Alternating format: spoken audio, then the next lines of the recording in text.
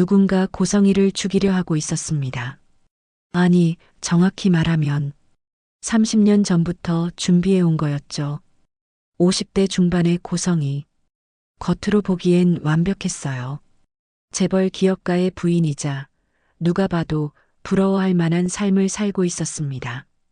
하지만 그날 밤 지하 주차장에서 자신의 차 밑을 들여다본 순간 온몸이 얼어붙었어요. 손톱만 한 크기의 검은 물체, 위치 추적기였습니다. 누군가 그녀를 감시하고 있었어요. 아니, 추적하고 있었습니다. 그런데 이상했어요. 고성이의 손이 부들부들 떨리고 있었거든요. 무섭다기보단 마치 무언가 들킬까봐 두려워하는 사람처럼요. 30년. 그 긴 세월 동안 완벽하게 숨겨왔다고 생각했던 것. 과연 그게 뭘까요? 다음 날이었습니다. 고성이는 평소처럼 고급 레스토랑에서 점심 약속이 있었는데요. 하지만 마음이 편할 리 없었죠. 어젯밤 발견한 위치 추적기 때문에 한숨도 못 잤거든요. 샹들리에가 반짝이는 레스토랑 안. 고성이가 테이블에 앉아 메뉴를 보고 있을 때였습니다. 누군가 그녀 앞으로 다가왔어요. 60대 중반쯤 보이는 여자였는데요. 단정한 옷차림이었지만 고성이처럼 화려하진 않았습니다.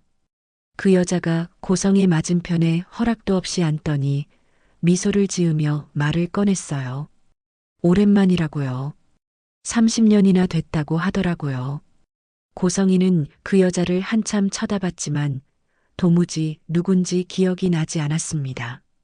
그런데 그 여자의 다음 말이 고성이를 얼어붙게 만들었어요. 요즘 기술이 정말 좋아졌다고 하더라고요. 블랙박스 복원 기술 말이에요. 30년 전 영상도 복원된다고 했습니다. 그 순간 고성이의 얼굴이 새하얗게 변했어요. 손에 들고 있던 메뉴판이 덜덜덜 떨리기 시작했습니다. 블랙박스? 30년 전. 복원. 이 세 단어가 고성이의 머릿속을 휘저었죠. 그 여자는 자리에서 일어나며 마지막으로 한마디를 남겼어요. 차에 또 이상한 게 붙어 있을지 모르니 잘 확인하라고요. 그 말은 명확했습니다. 위치 추적기를 붙인 사람이 바로 이 여자라는 거였어요. 고성이는 그 자리에 얼어붙은 채 앉아 있었습니다. 심장이 미친 듯이 뛰었죠. 그날 밤 고성이는 집 서재에 혼자 앉아 있었는데요. 남편 박진석은 출장 중이라 집엔 아무도 없었습니다. 고성이는 서랍 깊숙한 곳에서 오래된 봉투를 꺼냈어요. 30년간 단 한 번도 꺼내본 적 없는 봉투였습니다. 손이 떨렸어요. 봉투 안엔 누렇게 바랜 신문 스크랩이 들어 있었는데요. 빗길 교통사고로 40대 남성이 사망했다는 기사였습니다. 경찰이 뺑소니 차량을 수색 중이라고 쓰여 있었어요. 고성이는 눈을 감았습니다. 그날 밤이 생생하게 떠올랐거든요. 비 내리는 도로, 핸들을 꺾던 자신의 손, 쾅 하는 충격음, 그리고 쓰러진 차와 피. 고성이는 스스로에게 되뇌었어요. 사고였다고요. 자기가 일부러 한 게 아니라고요. 하지만 그녀 자신도 알고 있었습니다. 그건 거짓말이라는 걸요. 신문 기사를 다시 읽었습니다. 사망자는 정모 씨라고 나와 있었는데요. 42세였답니다. 임신한 아내와 함께 귀가 중이었다고 쓰여 있었어요. 임신한 아내. 고성이의 눈이 커졌어요. 오늘 레스토랑에서 만난 그 여자가 바로 그때 그 여자란 말인가? 고성이는 급하게 사람을 시켜 그 여자를 조사했습니다. 답은 금방 왔어요. 정순이라는 이름이었는데요. 65세였습니다. 작은 식당을 운영하고 있었어요. 30년 전 남편을 교통사고로 잃었답니다. 당시 임신 7개월이었다가 사고 충격으로 조산을 했다고 하더라고요. 딸을 낳았지만 형편이 어려워서 입양을 보냈다고 했습니다. 고성이는 머리를 감싸 쥐었습니다. 그때 휴대폰에 문자가 왔어요. 모르는 번호였는데요. 내용을 보는 순간 고성이는 숨이 막혔습니다. 30년 전 그날 밤 차 안에서 다 봤다고 쓰여 있었어요. 핸들 꺾는 것까지 다 봤다고요. 정순이라는 이름으로 문자가 왔습니다. 휴대폰이 손에서 떨어졌습니다. 누군가 봤다는 겁니다. 그것도 피해자의 아내가 직접 봤다는 거예요. 고성이의 완벽한 삶에 거대한 균열이 생기기 시작했습니다. 고성이는 그날 밤 한숨도 못 잤어요. 신문을 태우려고 라이터를 꺼냈지만 손이 너무 떨려서 불을 붙일 수가 없었습니다.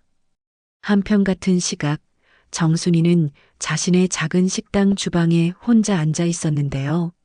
앞엔 작은 기억 저장 장치가 놓여 있었습니다.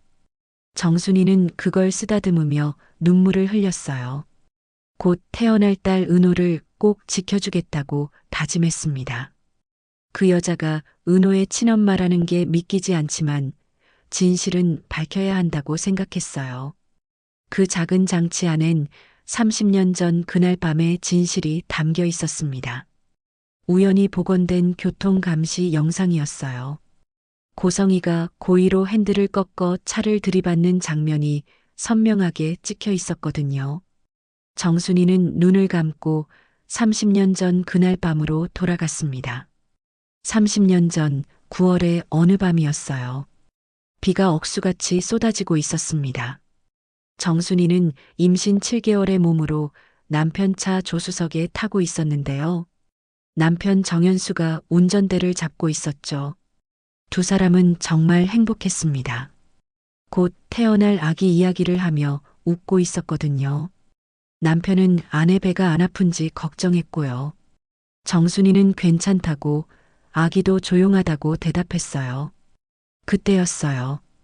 뒤에서 차 한 대가 빠르게 다가왔습니다. 검은색 차였는데요. 비를 뚫고 미친 듯이 달려오고 있었어요.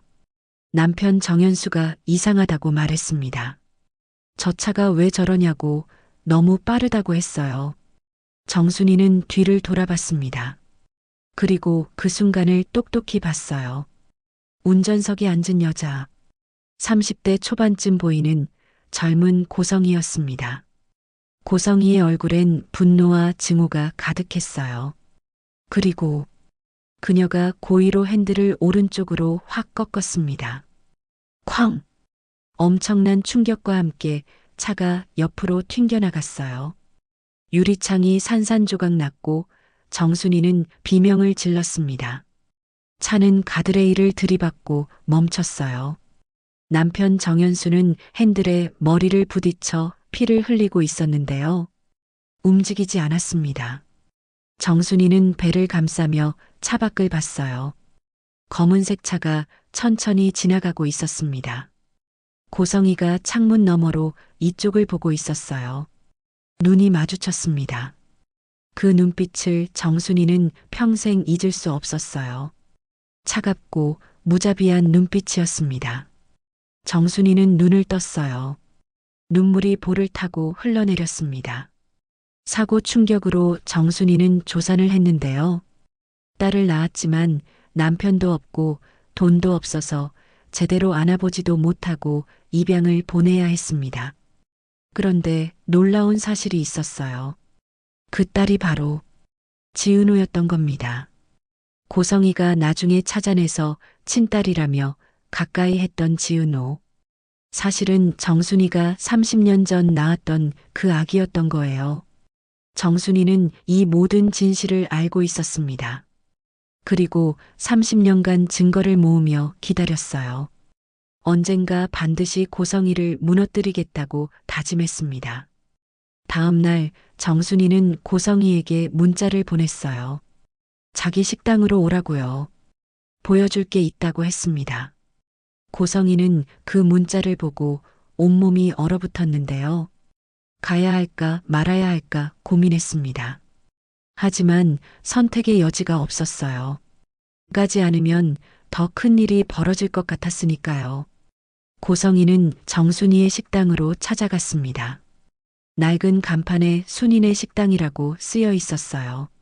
정말 초라한 가게였습니다. 식당 안은 텅 비어 있었는데요. 정순이가 혼자 테이블을 닦고 있었어요. 고성이가 물었습니다. 대체 뭘 원하냐고요? 정순이는 테이블을 닦던 손을 멈췄습니다. 그리고 천천히 고성이를 바라보며 대답했어요. 진실을 원한다고요.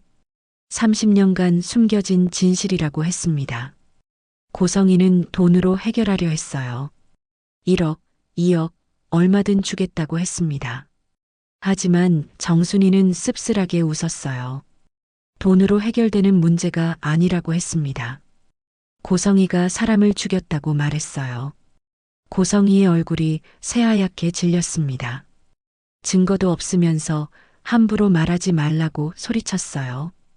그때 정순이는 앞치마 주머니에서 작은 장치를 꺼내 테이블 위에 올려놓았어요. 증거가 여기 있다고 했습니다. 30년 전 그날 밤 영상이라고요. 복원됐다고 하더라고요. 고성이가 일부러 핸들을 꺾어서 차를 들이받는 장면이 선명하게 나온다고 했습니다. 고성이는 온몸이 얼어붙었습니다. 거짓말이라고 외쳤어요. 30년이나 지났는데 어떻게 복원이 되냐고요. 정순이는 차분하게 말했습니다. 요즘 기술은 대단하다고요. 믿기지 않으면 내일 다시 오라고 했어요. 직접 보여주겠다고 했습니다. 그리고 정순이는 고성이에게 마지막 기회를 줬어요. 스스로 자수하면 이 영상을 넘기지 않겠다고요. 하지만 고성이는 비웃었습니다. 왜 자기가 인생을 포기하냐고 했어요. 정순이는 고개를 저었습니다. 그럼 방법이 없다고요. 내일 오후 2시에 다시 오라고 했습니다. 영상을 보여주고 그 후엔 경찰에 넘기겠다고 했어요. 고성이는 자리에서 벌떡 일어났습니다. 정순이에게 덤빈 걸 후회하게 만들겠다고 위협했어요. 하지만 정순이는 차분했습니다. 후회는 고성이가 해야 할 말이라고요. 고성이가 식당 문을 거칠게 열고 나갔어요. 정순이는 그 뒷모습을 조용히 지켜봤습니다. 내일이면 모든 게 끝난다고 생각했어요. 그토록 기다려온 그 순간이 드디어 온다고요. 다음 날 오후 2시였습니다. 고성이는 다시 정순이의 식당 문을 열었어요. 이번엔 망설임이 없었습니다. 어젯밤 내내 생각했지만 달리 방법이 없었으니까요. 테이블 위엔 작은 컴퓨터가 놓여 있었습니다. 정순이는 장치를 컴퓨터에 꽂았어요. 화면이 켜졌습니다. 흑백의 흐릿한 영상이었지만 선명하게 보였어요. 30년 전 그날 밤, 빗길을 달리는 2대의 차. 고성이는 숨이 막혔습니다. 영상 속에서 검은색 차가 앞차를 따라가고 있었어요. 그리고 갑자기 속도를 높여 들이받았습니다. 고의적으로 핸들을 꺾어서 정순이가 영상을 멈췄습니다. 그리고 고성이를 똑바로 쳐다보며 말했어요. 고성이가 자기 남편을 죽였다고요. 그 한마디가 식당 안에 울려 퍼졌습니다. 정순이는 계속 말을 이어갔어요. 그날 밤 자신이 차 안에 있었다고요. 임신 7개월이었다고 했습니다. 고성이의 얼굴을 똑똑히 봤다고요. 핸들 꺾는 것도 지나치며 보던 그 차가운 눈빛도 다 기억한다고 했어요. 그리고 사고 충격으로 조산했다고 했습니다. 딸을 제대로 안아보지도 못하고 보내야 했다고요. 남편도 없이 돈도 없이 혼자서 어떻게 키우냐고요. 고성이는 말이 나오지 않았습니다. 정순이가 말했어요. 이미 경찰에 넘겼다고요. 이 영상 복사본을요. 고성이의 얼굴이 일그러졌어요. 그때였습니다. 정순이가 식당 문을 가리켰어요. 문이 열렸습니다. 한 젊은 여자가 서 있었는데요. 고성이는 그 얼굴을 보고 온몸이 얼어붙었습니다. 지은호였어요. 지은호는 떨리는 목소리로 물었습니다.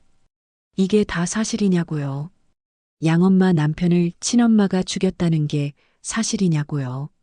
정순이는 고개를 끄덕였어요. 눈물이 흘러내렸습니다. 정순이가 지은호에게 미안하다고 말했어요. 하지만 알아야 할 진실이라고요.